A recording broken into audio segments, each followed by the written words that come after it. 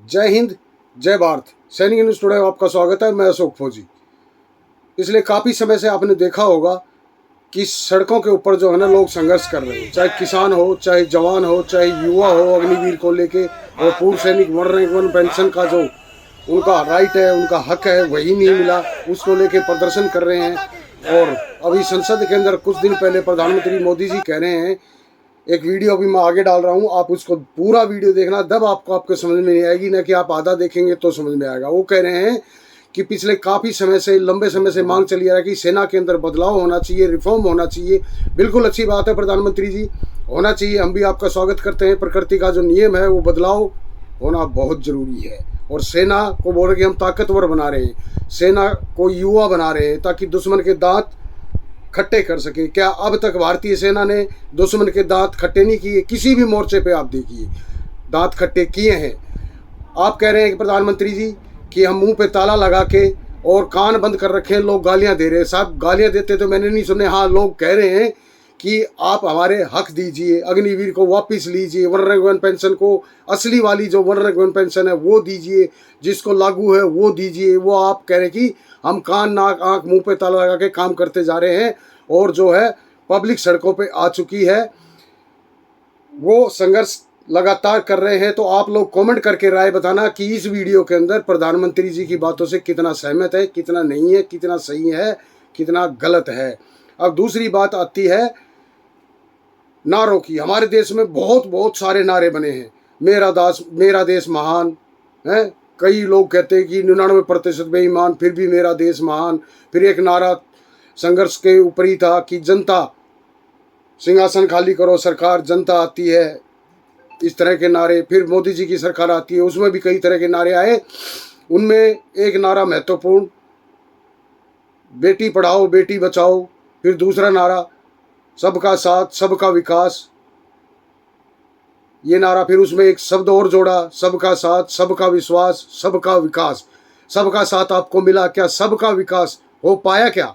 ये कमेंट करके व्यूअर से मैं रिक्वेस्ट करता हूं कि आप बताना, क्या ये नारा बिल्कुल परफेक्ट हुआ? फिर G20 के ऊपर एक नारा और आता है, one earth one future one family, एक धरती एक भविष्य एक परिवार। सुनने में बहुत अच्छा लगता है, वसुदेव कुटुंबकम, हमारा नारा यही है। लेकिन क्या पूरे संसार को बदलने से पहले हम अपने देश को बदले, हम अपने जो समाज है उसको बदले, हमारे जो सामाजिक में लोग रह रहे हैं उनकी हालात को बदले? क्या ये ज़रूरी नहीं है? महात्मा गांधी जी ने कह दिया था, एक बार कहा था कि जो बदलाव आप दुनिया में देखना चाहते हो या समाज में देखना चाहते हो, वो बदलाव आप अपने आप के अंदर कीजिए। क्या जनता आपके खिलाफ आवाज़ उठा ही नहीं सकती? क्योंकि आप पहले खुद बदले हो, फिर आपने उनको बदलने के लिए पॉलिसीज लेके आए हो, तो आपके खिलाफ कुछ भी नहीं होगा। वो आप कर नहीं रहे, क्योंकि आप अपनी जो सरकार है उसकी उंगलियां, पांचों उंगलियां जो घी में रखना चाहते हो, और जो पब्लिक है उसको सड़कों ऊपर धक्के खाने के लिए मजबूर कर दिया है। आप लोग कमेंट करके अपनी राय जरूर दें, क्योंकि वन पेंशन के ऊपर हो, चाहे किसानों के बिल के ऊपर हो, चाहे अग्निवीर के ऊपर हो, चाहे जवान अभी OROP-2 के अंदर जो विसंगतियाँ हुई वो हो, चाहे OROP-3 1 जुलाई से लागू थी वो न देना हो, उसके अंदर क्या विसंगतियाँ हैं, कौन सी टेबल आएगी अभी ये नहीं पता। अब बात करते हैं, देखिए शब्दों का बड़ा महत्व होता है। कहीं भी आप जाइए, सह को ले लेते हैं हम, सह से बनता सरहद, सैनिक, सेना, संगठन। सड़क पे आके संसद में बैठी हुई सरकार के खिलाफ हर जगह रोष प्रकट कर रही है, आक्रोश है उनके अंदर कि आपने जो पॉलिसियां बनाई हैं वो ठीक नहीं है, इनके अंदर आप सुधार कीजिए या इन्हें वापस लीजिए। लेकिन सरकार टस से मस नहीं हो रही है। आप लोग कमेंट करके अपनी राय जरूर दें इस विषय के ऊपर। अभी आप पूर्व सैनिक रोडों के ऊपर हैं, अग्निवीर के युवा रोडों पे हैं, हरियाणा के अंदर CWS क्लर्क अपनी मांगों को लेकर रोडों पे हैं, किसान दोबारा दिल्ली आने की तैयारी कर रहे हैं।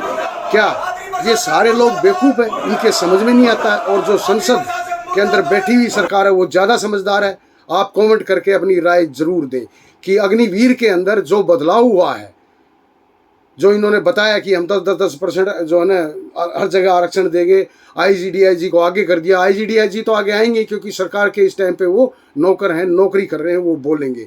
जबकि भूतपूर्व सैनिकों के पद लाखों की संख्या में खाली पड़े हैं, वो अभी तक भरे नहीं गए हैं। आप इस पे भी कमेंट करके अपनी राय बताना। और फिर मोदी जी कह रहे कि रिफॉर्म की बात। रिफॉर्म अगर आपने करना है तो अच्छी बात है, रिफॉर्म कीजिए, हम भी आपका साथ देंगे। आपको तीसरा टर्न और दिया है भारत देश की जनता ने। जो भारतीय सेना है उसके ऊपर 75 सालों से अंग्रेजी जो सेना थी, अंग्रेजों के जो शासक यहाँ राज करके गए, उनके नियम सेना अपने सिर पे ढोरी है, उनके कंधों पे ढोरी है, उनके बोझ के नीचे दबी हुई है। उनके अंदर रिफॉर्म कीजिए। आपने एक देश में दो तरह की सेना बना दी, एक कच्चा एक पक्का। एक को शहीद को दर्जा मिल रहा है, दूसरे को शहीद का दर्जा नहीं मिल रहा है। एक को भूतपूर्व सैनिक का दर्जा मिल रहा है, दूसरे को भूतपूर्व सैनिक का दर्जा नहीं मिल रहा है। एक को शहीद को सम्मान मिलता है, दूसरे को सम्मान नहीं मिलता है। क्या शहीद कैप्टन अंशुमन की मां ने भी विपक्ष नेता राहुल गांधी से मुलाकात की और आपसे भी आग्रह किया, गुहार लगाई कि इस अग्निवीर स्कीम को आप जो है वापिस कीजिए, ये देश की सुरक्षा के हित में नहीं है। लेकिन आप सुनने को तैयार ही नहीं है। और आप लोग मूक दर्शक न बनिए। आप ये बताइएगा कि ये नारा सबका साथ मिला सरकार को, क्या सबका विकास हो पाया? इस पे अपनी कमेंट की राय दें। क्या जो ये जनता, पूर्व सैनिक, युवा, हरियाणा के अंदर क्लर्क, अब किसान भी तैयारी कर रहे हैं, क्या ये गलत है? अपनी राय देना, बिल्कुल मूक दर्शक मत बनना। अगर बात सही लगती है तो सही बोलें, लाइक करें, नहीं तो डिसलाइक का बटन दिया हो वो भी करें। और शेर का उतार दो फितूर, ताकि समस्या हो सके दूर। बहुत सारे साथी ऑन कैमरा नहीं आते, ऑफ कैमरा बताते हैं, ऑफ कैमरा अपनी बात कहते हैं मुझसे। मैं उनकी बात भी कह रहा हूँ, आपके हक की बात भी कह रहा हूँ।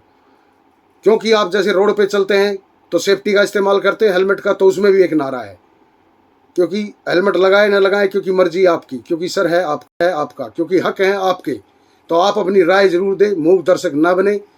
जय हिंद, जय भारत। स्वस्थ रहें, मस्त रहें, सतर्क रहें, सावधान रहें और अफवाहों से दूर रहें।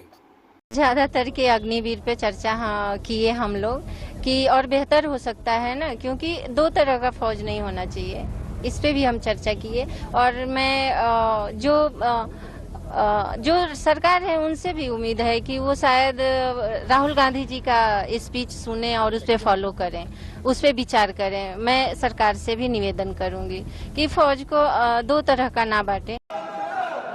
आत्मनिर्भर भारत, उसमें हमारी सेना को आत्मनिर्भर बनाना, उसकी भी बहुत बड़ी महत्वपूर्ण भूमिका निभाई जा रही है। हमारी देश की सेना युवा होनी चाहिए। सेना दुश्मनों के दांत खट्टे करने के लिए होती है। हमें हमारे युवाओं पर भरोसा होना चाहिए। सेना में युवाओं की ताकत बढ़ानी चाहिए और इसलिए हम लगातार युद्ध योग्य सेना बनाने के लिए रिफॉर्म कर रहे हैं। समय पर रिफॉर्म न करने के कारण हमारी सेना का बहुत नुकसान हुआ है। लेकिन ये सार्वजनिक बातें कहने योग्य नहीं होने के कारण मैं मेरे मुंह को ताला लगा करके बैठा हूं। आदरणीय सभापति जी, देश की सुरक्षा एक गंभीर मसला होता है। आदरणीय सभापति जी, ऐसे रिफॉर्म्स का उद्देश्य किसी भी परिस्थिति में, अब युद्ध के रूप बदल रहे हैं, संसाधन बदल रहे हैं, शस्त्र बदल रहे हैं, टेक्निक बदल रही है। ऐसे में हमें हमारी सेनाओं को उसी चुनौतियों के अनुरूप तैयार करना, ये बहुत बड़ी जिम्मेवारी होती है, जिसको निभाने के लिए गालियां खा करके भी, झूठे आरोप सह करके भी, मुंह पर ताला लगा करके हम काम कर रहे हैं। ऐसे समय